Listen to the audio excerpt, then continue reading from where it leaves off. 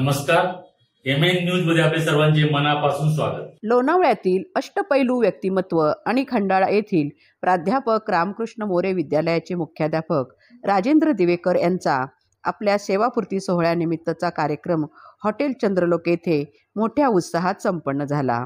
यावेळी त्यांना अभिष्टचिंतन करण्यासाठी अनेक मान्यवर मंडळी व्यासपीठावर उपस्थित होती।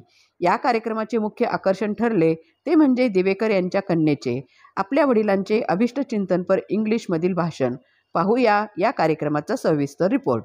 त्या कारण कुठे जरी असलो तरी हजर राहील आणि आजही मला अतिशय बिकट परिस्थितीत मी हजर राहिलेलो आहे। दिलेला शब्द मी पाळलेला आहे राजू। आणि आता दुसरं म्हणजे मला सांगायचं आहे की प्रकर्षाने आज दोन मला एक मुख्य म्हणजे राजेंद्र दिवेकर यांच्या आजी, ज्यांना मी कधी बघितलेलं पण नाही आहे, आणि दुसरे व्यक्ती म्हणजे एक इनामदार म्हणून मुंबईला होते आजोबा। ते शाळेमध्ये प्रिन्सिपलच होते आणि ते केव्हा तरी आमच्याकडे यायचे, तेव्हा त्यांनी मला सांगितलेलं होतं, म्हणजे आमच्याशी बोलताना चर्चेत ते म्हणले होते की दोन व्यक्ती जर असतील, एक संस्कार करणारी आणि दुसरा व्यक्ती असेल तर ती व्यक्ती ही समाजाला आदर्श ठरू शकते। आणि आज हे दिवेकर म्हणजे तोंडून पटकन राजू किंवा हे असं येऊन जातं तर हरकत नाही, चालेल ना। असंच हे दिवेकर सरांचं आयुष्य। आता मला जे खरं बोलायचं होतं ते सगळे मुद्दे पाटील मॅडमने घेतले, त्यामुळे आता काही मी फारसं ते मुद्दे घेणार नाही। दिवेकर सरांचा माझा परिचय हा 1951 पासूनचा, लोणावळा कॉलेजपासूनचा। मी मनानं कवी माणूस, तो गायक माणूस, अनेक हिंदी गजला, मराठी गजला तोंडपाठ, आणि कधी कधी मी त्यांना फोन करतो की मला ही गजल ऐकवा। असे अनेक कार्यक्रम फोनवरचे आमचे झाले। आणि ज्या सत्कार मूर्तीसाठी इथं जमलेल्या सर्व शिक्षक आणि सर्व राजकीय मंडळी, आज दिवेकरांचा निवृत्ती समारंभ आजच्या दिनी लोणावळा नगर परिषद माध्यमिक विद्यालय लोणावळातर्फे मी प्रतिनिधी म्हणून उपस्थित आहे। सरांनी आमच्या शाळेमध्ये 2-3 वर्ष मुख्याध्यापकाचं काम केलेलं आहे, तसे ते लोणावळ्यामध्येच जास्त होते। त्यानंतर माझा अतिशय परिचय राहिला। सरांनी कुठल्याही कामासाठी कधीही नकार दिला नाही। कुठलेही काम असो ते म्हणायचे तुम्ही लढा, आम्ही तुमच्या कायम पाठीशी आहोत। सरांच्या ह्या व्यक्तिमत्वाचा आम्हाला भरपूर फायदा झाला। दोन्ही शाळा नगरपालिकेचेच आहेत, परंतु लोणावळा शाळा नेहमी त्या शाळेमध्ये मी पहिल्यापासून आहे। सरांनी अतिशय जास्त सहकार्य केल्यामुळं मला माझी कामं बऱ्याच अंशी चांगल्या प्रकारे करता आली। आमचा शाळेचाच सहवास असल्यामुळं शाळेनंतर एक अतिशय चांगले मित्र म्हणून दिवेकर सरांनी नेहमी मदत केली। मला ते लहान भाऊ समजून नेहमी कुठल्याही कामामध्ये तुम्ही पुढं राहा, मी तुमच्या कायम पाठीशी असं सांगायचे। आज त्यांचा निवृत्ती समारंभ आहे। त्यांच्या पुढील आयुष्यासाठी मी लोणावळा नगर परिषद माध्यमिक विद्यालय लोणावळातर्फे त्यांच्या भावी आयुष्यासाठी तसं तर शुभेच्छा देतो। 1995 साली कला वाणिज्य महाविद्यालय लोणावळा या ठिकाणी झाला आणि एका कार्यक्रमाच्या निमित्तानं आम्ही त्या ठिकाणी भेटलो। त्या ठिकाणी वसुताई पण होत्या, त्यानंतर तारे सर होते, कडू सर होते। कार्यक्रम झाला, ते सुंदर झाला आणि सरांचा पहिला परिचय माझा त्या ठिकाणी झाला की चांगल्या प्रकारचा गायक। आणि अशा पद्धतीनं मी 1997 साली नगरपालिकेमध्ये लागलो। त्यानंतर अतिशय जवळचा संबंध आला। त्यानंतर 1999ला मी मुख्याध्यापक म्हणून देवघर या ठिकाणी गेलो आणि पहिल्या दिवसातून मुख्याध्यापक असल्यामुळे अनेक प्रकारच्या अडीअडचणींना सामोरं जात माझे मित्र दिवेकर देखील त्या ठिकाणी मुख्याध्यापक झाले। आणि खऱ्या अर्थानं शिक्षक होणं अतिशय सोपं आहे, परंतु मुख्याध्यापक जबाबदारी अतिशय काटेरी अशा प्रकारची आहे, कारण की कधी काय मेसेज येऊन पडेल सांगता येत नाही। रात्री 10 वाजता 11 वाजता मेसेज येतो, ते कार्यक्रम करावा लागतो, तो काम पूर्ण करावं लागतं। तर अशा प्रकारचं अतिशय काटेरी मुकुट असलेली जबाबदारी त्याने अतिशय चांगल्या प्रकारची पार पाडलेली आहे। आणि नियत वयानुसार ते उद्या आपल्या सेवेतून सेवानिवृत्त होत आहेत। तर त्यांच्याकडे बघितलं जातं, त्यांच्याकडे कलागुण मोठ्या प्रमाणात आहेत, ते कला शिक्षक आहेत। अशा प्रकारचे गुणसंपन्नता त्यांच्यामध्ये आहे।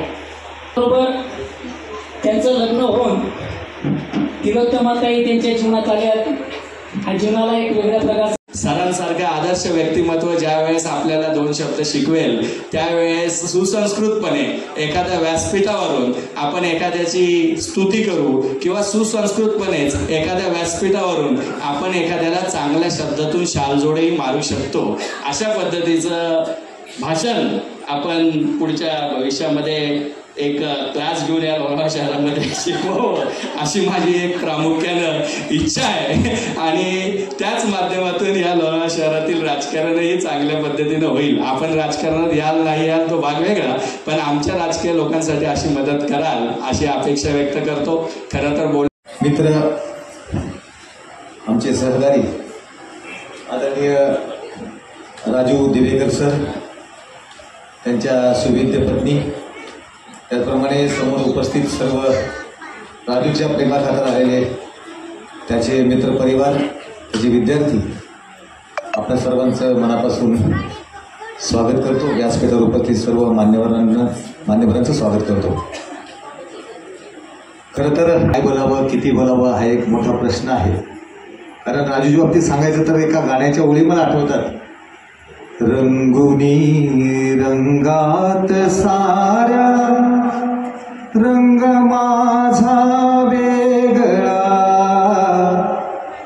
गुंतुनी गुंत्यात साऱ्या पाय माझा मोकळा. अनेक रंगात रंगलेला हा रंगकर्मी, हा चित्रकार, हा मूर्तिकार, गायक, वादक. पुढचे 2 शब्द मी नाही उच्चारणार साहेब, कारण मला माहिती नंतर मग तुमचा मार खावा लागेल मला. तर अनेक कलामध्ये पारंगत असलेला माझा हा मित्र, म्हणजे आपल्या मैफिलीत आपल्यासोबत राजू असेल तर मैफल ही रंगतदार होणारच. मला ते राजू शिरबच्चे, मावकर साहेब, जयंत गोसावी, बलकवडे सर, अनिल यांना सांगण्याची गरज नाही, कारण त्यांच्यासोबत अनेक मैफिली त्यांनी रंगवलेल्या आहेत आणि गाजवलेले देखील आहेत. आपल्याकडे काय ठेवलं नाही असं वाटतंय, परंतु सरांना सांगू इच्छितो, दिवेकर सरांनी 23 तारखेला मला एक मेसेज पाठवला की असं सेवानिवृत्तीचा कार्यक्रम आहे, तुम्ही या. आणि मी त्या ऑफिसमध्ये बसलेलो होतो आणि त्याच ठिकाणी बँक ऑफ बरोडा आहे माझ्या शेजारी. तर तिथे एक बँकेमध्ये एक विद्यार्थी असेल किंवा कोण माझा ओळख सरांचा की सर असे तुम्ही ओळखता का? हो बोले, मी त्या शाळेचा माजी विद्यार्थी आहे.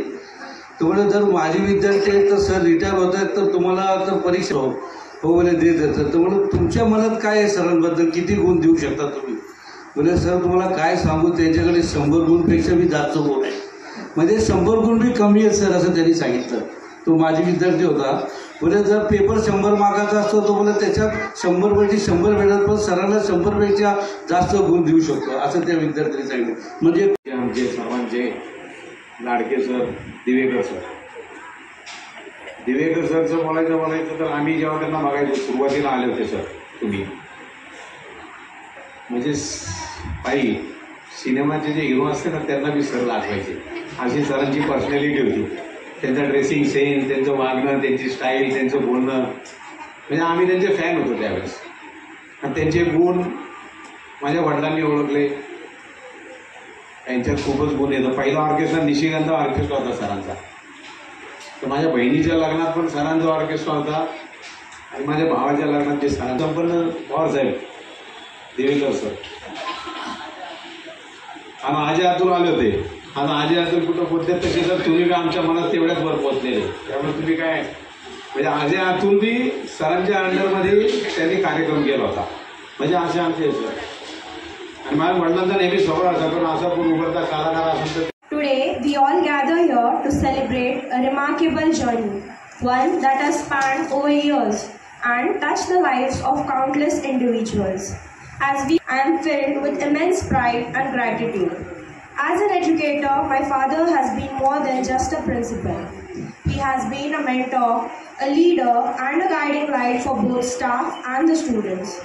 His unwavering dedication and education has shaped not only the academic environment but also the character of this school community. He has inspired generations to strive for excellence, fostering a love for learning that will resonate for years to come. Beyond the walls of this school, he has been a pillar of strength in our family. His lessons of kindness, perseverance, and integrity have influenced my life in profound ways. I have seen firsthand his commitment to making a difference, whether through late nights spent preparing for the next school event or early mornings dedicated for students in need. As he steps into this new chapter, I know he will bring the same passion and enthusiasm. His legacy will live on in the hearts of those he has touched. Thank you, Papa, for your years of service, your unwavering support, and countless sacrifices that you have made. We wish you all the best in this exciting new journey ahead. मान्यवर राजू बद्दल बोलायचं झालं म्हणजे राजू म्हणजे दिलदार राजू, त्याचं नावच राजा आहे आणि त्याचं नाव राजा असल्यामुळे सर्व गोष्टीत मदत कशी करावी, जास्तीत जास्त मला म्हणजे संगीताविषयी जर सांगायचं झालं तर माझ्या मिसेसने नुकतंच संगीतमध्ये पदार्पण केलं होतं 25 वर्षाच्या गॅपनंतर. आणि जेव्हा आम्ही त्यांच्या घरी गेलो की बाबा आता हिला गाणं म्हणायचं आहे, तर मग त्याने तिला खूपच मार्गदर्शन केलं. आणि खरंच म्हणजे माणसाला मदत कशी करावी आणि चुकांची दुरुस्ती कशी करावी हे राजाभाऊकडून शिकावं. अशा ठळक घडामोडी पाहण्यासाठी MN न्यूजला लाईक, शेअर आणि सबस्क्राईब करायला विसरू नका. धन्यवाद.